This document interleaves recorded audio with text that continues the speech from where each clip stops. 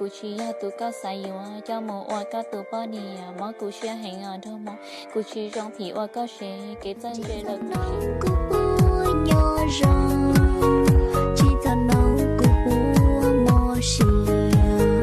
cho nó có bông lúa có thì我只想说简单一句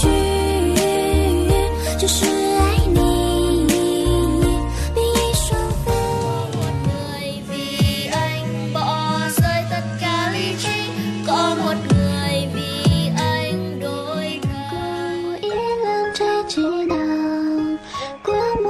真的了，我这个有模糊着煎熬。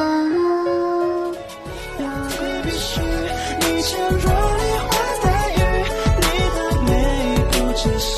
自己去。有một ai thật lòng đâu nói quên là quên phải không?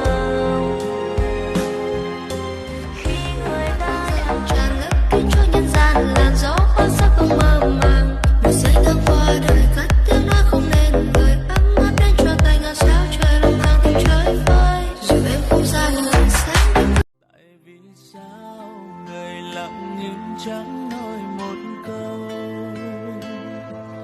lòng quặn đau đành nhìn em bước đi cùng ai.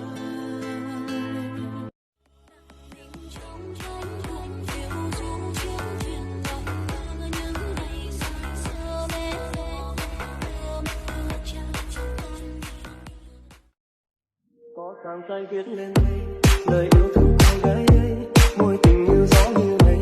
nhiều năm trôi qua vẫn thấy giống như bức tranh vẽ bằng dịu em về thơ, có khi trong tim từng ngỡ ngàng. 1, 2, 3, 4